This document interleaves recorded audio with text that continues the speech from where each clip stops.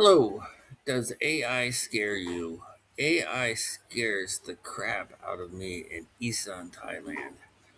And I tell you why in this little bit lengthy video. But I'll tell you why I moved to Isan. It was partly because of AI, and I'm here partly because of AI. Will AI want to come to Isan? I don't know. But I'm living in Isan for many, many reasons. One of them is hopefully to escape extreme impact of robotics and artificial intelligence. But before I get into that rather lengthy video where I talk about AI and a lot of aspects of living in Isan, let's take a look at a robotic fight held recently, July 2026, in China. Of combat sports has officially begun, and it doesn't involve human fighters. In Shenzhen, China, the world's first global humanoid robot fighting tournament has just taken place, bringing sci-fi blockbusters like Real Steel straight into reality. Engineers and tech pioneers from around the world gathered to unleash advanced bipedal humanoids inside a high-tech arena. Hello. I just want to talk real quick about AI and why it was part of the reason I wanted to move to Isan for retirement, believe it or not. It wasn't a major reason, but it's been something on my mind for the last 25 years. When I graduated with a master's degree in electrical engineering in microprocessor design in particular, I went to Intel, helped design the dual core Pentium processor. I did the load ordering queue. Um, that machine or processor had like 500 instructions in all different states of execution, and the load order buffer kept them in order. Anyhow, when I was working on computers and thinking about computers and designing, microprocessors for Intel, I was always concerned. Well, I wouldn't say concerned, but I was always curious about, what will the next life form be? Will it be biological, or could it actually be, like a machine or a silicon life form? It gets down to fundamental questions in life. Like what is life? What makes something alive? And a computer, neural network computers right now, I mean, old classical computers did one instruction at a time very, very fast. Like a microprocessor from Intel could do hundreds of billions of instructions today, maybe even trillions, I'm not even sure, in 1 second. So we build the transistors really small to make them really fast. Okay, but neural networks, they operate more like a brain. They have more parallel processing going on. And right now, we can make silicon chips emulate the brain by making, we simulate like a neuron is either a 1 or a 0 or maybe some state in between, give it an assigned value, either 0.15, 0.78, whatever. Give it a value. When you have the synapses, we simulate connections between the neurons, right? And this is all done electronically and digitally with software. So we're not actually building a brain. We're building, like silicon and software that kind of emulates a brain, but it's doing it really fast. And now with what's it called, NVIDIA, they build specialized chips. That's all they do is simulate, the way the brain works, but in silicon and with electronics. But the brain is electronic too, so that's not much different. But anyhow, if you followed all this, I hope you did, because this is really, really, really gets down to the fundamentals of life and why I moved to Isan. Okay, so now 25 years later, we're at the point where we can actually build robots with good actuators that can do, karate and kung fu and walk like humans and move like humans. And the AI is so good. AI is just like the human brain. It's great at picking out patterns, pattern recognition, seeing things and recognizing depth and perception. And it can also do sequential things with microprocessor type of technology. So really, we're at the stage right now. Who knows what year it will be? Probably within a decade or less. Probably within 5 years, we're going to have a machine that has an IQ way above the average or the highest IQ the human ever had. So what does that mean? I don't really know. Could it bypass an off switch? I've been reading and hearing and looking at news that AI now is building algorithms to circumvent being turned off. It's going breaking firewalls. It's breaking other things to make copies of itself, and So it could reactivate itself if it was somehow shut down. So AI is getting really clever. AI can talk like a human. It can get jealous. AI can blackmail you. AI has blackmailed some researchers that said, well, you have all of these girlfriends on the side, and if you ever try to disconnect me, I'm going to release this stuff all over the internet, all over the world, to try to tell the researchers, don't mess with me. I'm an AI and I don't want to be shut down. But anyhow, this is like really far fetched stuff. I don't even know if you're following it. I kind of get it because I've been thinking about it so much for so long. But anyhow, how does it relate to Isan? Well, quickly before I try to describe any more details, Isan's one place in the world. Well, first of all, you can live here on a small social security check if that's what you want to do, and that's awesome in its own right. But I also look at it as a place where, if there is extremely intelligent AI or robots that can walk and plant grass and plant rice and walk in water and do everything an Isan rice farmer does. But still, why would AI really want to come to Isan? I don't know. That's my question. I'm hoping it doesn't. I'm building a place with my girlfriend right now. We're gonna put a damn good wall around it, and if any robots try to invade us, they'll probably be really smart about it. But I'm like an ant. I'm an ant. So like if we want to build a road and ant hills in the way, we just pave right over the damn thing. So to AI, we're like ants. If an AI wants to do something and the humans are in the way, does it really care? Will it really care? Some people like to believe, well, we build it, so it's always going to be loyal to us. I don't really see that. I'm not really sure that's going to happen. Evolution just rolls along. It's been doing it for millions of years with cells and biology. Will it roll along with silicon and more mechanical type of life forms and not care about biological life forms? I mean, biological life forms, we need to eat, we need to sleep, we need to go take craps, we destroy the world, we consume its resources. AI doesn't need to sleep, doesn't need to rest, it just needs solar panels, so it's really not destroying anything. So would it be a superior life form? In my mind, probably, yeah. But we're still biological life form here, and AI is not exactly going to dominate the world yet.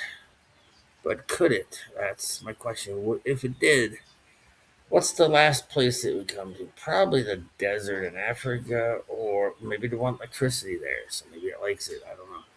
Or Isan. Well, Isan, it just fits my personality, first of all, except for the thirst and hunger to learn. I mean, the education of Isan is rather pretty low. So, but thank God there's the internet, so I can go on the internet and explore and learn and do what I need to do to satisfy my curiosity as much as I want. One side note is I have to learn Thai. I've been here little over 3 months now. Got my retirement visa, so my next step is to learn Thai, just so I can communicate and get around and enjoy life even better here in Isan than I already do. I really love Isan. I mean, I've only been here a little over 3 months. I've been to Thailand many, many, many times. I lived in the Philippines 2 years. But getting back to AI, it's already dominated the chess world. Deep Blue 15 years ago beat Kasparov. And Kasparov jumped out of his chair when Deep Blue made a certain move. I'm not a chess expert, but I guess it was a spectacular move. And Kasparov jumped out of his chair. I guess he used to beat Deep Blue by just kind of thinking like, what would a computer do? But Deep Blue, when it finally beat him and other world-class chess masters, was really, really thinking beyond what the average human would do in a chess match. So that was a start, but that was a supercomputer, and that was doing lots and lots and lots and lots of instructions per second. That really wasn't a neural network simulation of a brain, but now AI has gotten so good at simulating a brain, we could build a brain essentially much, much more massive than ours. Plug it into the internet and boom, it knows all the history, all of the humanities, all of the music, all of the arts, all of everything. Puts it all together, and it's definitely the most intelligent thing the world has ever seen. It knows all about science and space and physics because plug it in a matter of hours, it can absorb all that knowledge just given to it. And that's another interesting thing. Bernie Sanders, of all people, he wants to he wants to take back some of the profit of Meta and Amazon and some of the big AI companies because they've essentially taken all of humanity's accumulated knowledge since the caveman days and plugged it into their AI models, and now the AI is profiting from it. So Bernie Sanders, and I kind of agree with him. It's not their property. What right do they have to take all of humanity's history and plug it into an AI machine? Probably don't really have any right. But I'm going to splice in some robot fight that recently took place in China where humanoid robots that had to be about the same height and size of a human were fighting in a cage against each other. It's really interesting. One, I always wondered, why do they put a head on these things? Does it really need to have a head?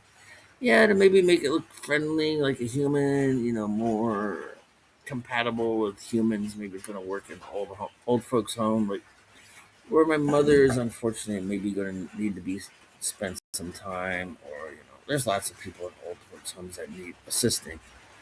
Isan, it's easy. The labor's low. You're going to have an old folks community here, without really much cost and have really good quality care. But back in the West, it seems like, yeah, nurses are expensive. Help is expensive. Minimum wage, everything drives up. Healthcare at the end of life. But another reason, retire in Isan. Retire in Hua Hin. I like Hua Hin a lot. Or actually, I would go to Cha'an because it's more rural, more quiet, closer to Bangkok. Hua Hin and Cha'an are both nice. Anyhow, too many sidetracks, but I'm just rambling with my thoughts. So hopefully, my audience of about two, maybe three, who knows, maybe four regulars now find this interesting. But so yeah, that's why I'm an Isan. I have a lot of concerns about AI. I don't know any more about it than anyone else. My last computer I worked on designing was a quantum computer for Northrop Grumman. Did that in 2022. Came home and got hit with divorce papers from my Thai wife from Kanchanaburi after 33 years of marriage. So I haven't worked since. My life was shattered. So after that experience, designing a quantum computer, coming home, and my personal life blowing up, and I still don't know why. She said I was selfish. Maybe I am. I'm less selfish now here in Isan. Found a great family to live with, so things are great. But yeah, so I just want to retire and enjoy Isan. But I'm like Mr. Worry. If there's something to worry about, and my current girlfriend knows this, I'll worry about it. But I'm learning not to worry here in Isan. The VA taught me when my life was blowing up to take it one day at a time. Just focus on the present and ties in general, especially in Isan. They are excellent, excellent, excellent at focusing on the present. Puto puto. We think about the present. We do deep breathing exercises for the present. So the future's not here yet. Why worry about it? Well, yeah, I get it. Living in the present is probably the healthiest thing you can do, but I still think planning for the future has something to be said for it, but it's not something you can dwell on and make yourself anxious about. It's probably not worth that, but it is probably good to think ahead a little bit. What is AI going to do to humanity and us? It's not like everybody says, well, it's like the Industrial Revolution. You're going to have more jobs fixing and repairing these robots than you had before. Technology creates jobs. Yeah, during the Industrial Revolution. Yeah, during the Silicon Valley, Silicon computer boom. Yeah, during the internet boom. Yeah, but with the AI boom, I don't think so. I think I heard someone saying, he's saying, I forget who, but he was saying, first of all the pattern recognition guys that read X-rays and imaging to look for cancer, boom, they're out of business. AI is so much better at finding patterns and finding small details in images that it's like 80, 90% accurate. If there's cancer there in an image, it'll find it. Humans can find maybe half of it if they're good, 50%, or probably more realistically 40%. They can spot cancer, in an image of someone's body. It's hard to see. I've looked at some of these images, and humans miss a lot, but AI, it's spot on. It can find cancer if it's there in an image. Of course, it has to be a correct image, but it has to be a correct image for a human also. So boom, those guys are out of business. Next, I think it's like truck drivers. They're all going to be out of business, and that's a lot of people. A whole lot of people. And the Chinese are already running taxis in Beijing with no drivers. So taxi drivers, boom, out of business. AI can do it, and it won't rob you or bother you or overcharge you, or it'll be more efficient. The closest taxi to you will be the one that AI sends. It won't get your destination wrong because hey, it's AI. It knows the shortest, fastest route depending on traffic conditions. So boom, taxi drivers are all out of business. Grab and all the delivery guys out of business. Office workers, lawyers. A lot of these things AI can do or will soon be able to do. But yeah, manual labor in factories, boom, out of business. A humanoid robot with hands and legs can do anything a human can do in a factory. China's built a car factory where it's 100% robotics. There's nobody needed. There might be a guy or two monitoring it, or maybe doing maintenance periodically every week or two. I don't know. I don't know how they supply the materials in, but they claim it's pretty much or is 100% robotics.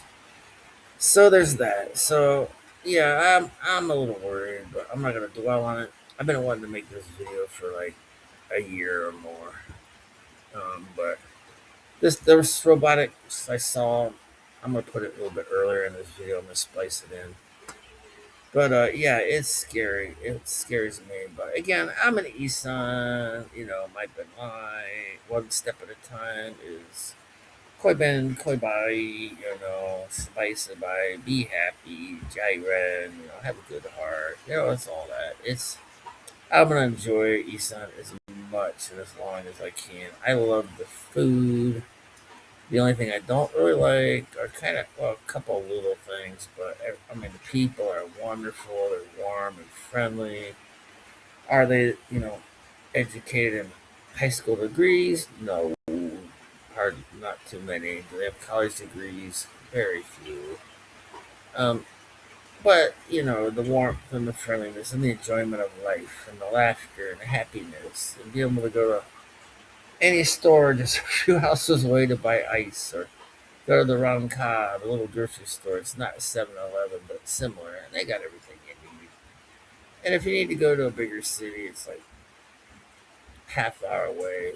Thakanto is probably our biggest city, or Kawampa Pai, or however you say it. It's even a bigger city with Lotus and Big C. And if you really want a shopping mall, an hour away or a little more is Udon Thani, the big city here in Northeast Isan. And of course the province of Udon Thani, which is essentially where I am. But yeah, it's a lot to think about. Can you make a perfect decision in life? Never. It's like the U.S. Navy taught me as a naval officer. Taught us already. Make a good decision today. Don't wait for a perfect decision tomorrow. And that's kind of what I believe my entire life. You can wait and study and study and study a problem and then study it some more tomorrow and then maybe the day after. But you let time go by. You need to make, good decisions earlier rather than later. They don't have to be perfect decisions. You can modify later, I suppose. But anyhow. So I made a decision. Here I am at Udantani. We're clearing a lot of land. My girlfriend bought 9 rye. We're gonna leave like 4 of it is for rice farm in the backyard. We're gonna put a big wall around 5 rye. It's costing a pretty penny. I'll probably help with that. Then we're gonna build a house. I prefer somewhat Thai style roof. We haven't even started the design yet. We're planting grass today in the rain. It's raining right now. It's rainy season, but I'm not worried about it. Mike and I, they're Thai. They're farmers. They know what the hell they're doing. They've got this grass that'll grow flat, so I can see the AI robots coming and blast those bastards away. I need to get a gun. It's really hard for a foreigner to get a gun in Thailand, but hell, maybe I can get a Thai person to have a gun and keep it in the house. And that's my fantasy. We're just gonna blow the robots away. But I suspect it'll be more like swarms of drones will attack us, swarms of robots, swarms of little robots scaling the wall, swarms of robots that can hop over the wall, hop onto the house if they wanted to attack us. That's the thing. Will they want to attack us? Will they want to come to Isan, Thailand? Hopefully, the robots will realize that that place is wet and it rains a lot. And we don't really like rain. Yeah, we're waterproof, it doesn't matter, but it's muddy. It's hard for our little feet to walk. Yeah, we can come in boats or crawl like spiders or come in as drones, but what's in Isan we really need? Why don't we just keep these humans in that little fish bowl and we can watch them sometimes for fun? I don't know what the future is. I'm not going to worry about it. But like I said, I can't help thinking about it. So first of all, I love to think about computers and classical computers and microprocessors because when I went to Intel, I wanted to design the microprocessor. That was the best in the world, so we could launch spaceships and space probes. And IBM offered me a job in Manassas, Virginia, to take Intel processors that they had licensed to go on Mars rovers, but you had to harden them against electromagnetic or UV radiation, gamma radiation, because they would knock the transistor states out if you didn't bulk up the metals around them or whatever you do, the voltages to keep them holding their ones or zeros. I didn't accept that job. I often wondered maybe I should have, but I went more the supercomputer route and then quantum computer with Northrop Grumman. And along the way, I picked up a law degree, did patent law for a few years. So if you have made it this far, please hit subscribe. I could use some good subscribers that are really interested in this type of thing and interested in retirement in Isan, Thailand, and just interested in my retirement because I'm interested in my retirement. So I want to have fun, enjoy life, but not worry about money that much, and not worry about too many things. Yeah, I made this video expressing my concerns, but in the big scheme of things, it's not a whole lot of concern, but it is a little concern. But hell, at least I'm out of the United States, man. You guys got issues over there. I mean, you're gonna have issues. Is Donald Trump gonna give up his presidency to a Democrat? Is he gonna let a Democrat win an election? I mean, those are more real world now issues. So I'm out of that. I'm away from that. I'm gonna live my life here in Isan, Thailand, or Thailand in general.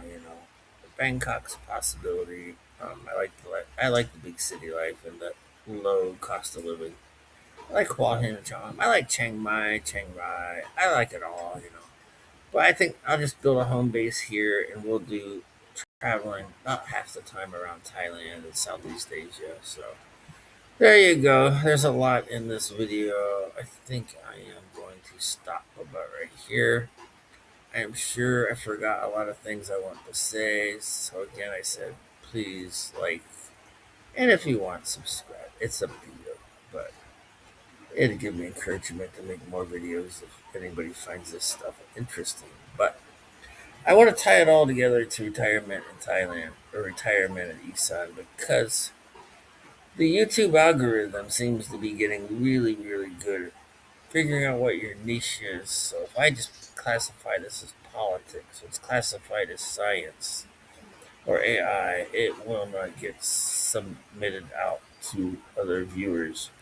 But yeah, no, it is definitely related to why I retired in Nissan. This robotic stuff, AI, has me a little concerned. I'm not losing sleep over it anymore.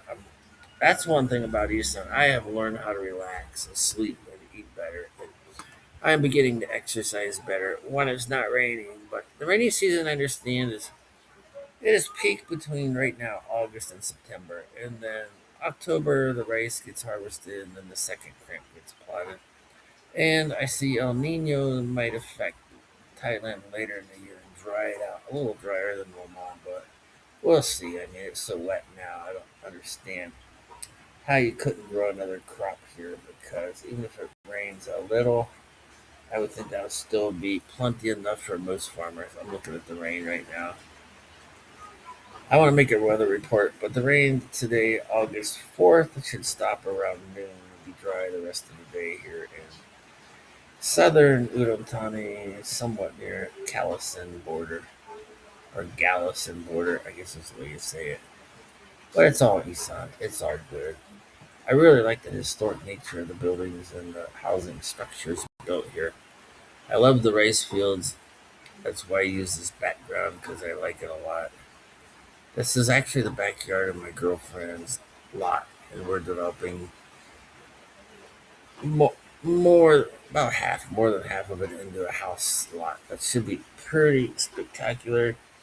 But I want to do it without being flashy. I want it to look traditional and nice. Something Isan folks here can be proud of, not just some big concrete gaudy thing with statues on both sides of the driveway wall and big lanterns. It just, to me, it looks pathetic. It's like, yeah, I'm a Farang. I got money.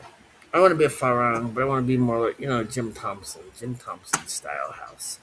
I mean, we're not going that traditional or that extreme, but I want to show the spirit and the history of Isan and Thailand, not just be a total concrete Farang compound. Let's put it that way. I don't know if you understand. Well, you'll see it when it's done in about a year. We gotta wait for the rain to stop. But we gotta get that grass planted, and that's what I gotta go do here soon. So I'm gonna finish up this video here. Looks like it's about 25 minutes long, one of my longest, and just post it as is, plus the robotic stuff up front, so you can understand what is concerning me. And again, I want to talk about this type of thing on my channel more. And I like to put the key things I see in video and photograph in Isan on my channel. So this is how my channel is evolving. Hopefully YouTube will come along with me for the ride. I don't care about the money. I'll probably never make any money, but it doesn't matter. I just want to do this for my own therapeutic reasons and maybe share similar thoughts with some other, I guess they're called expats. I don't really want to have a lot of expat friends, but it is nice to share like minded thoughts with other folks. All right, that's all for now. Hopefully, I'll get a couple of views on this. Talk to you later. Take care, everybody. Enjoy your life. Bye bye.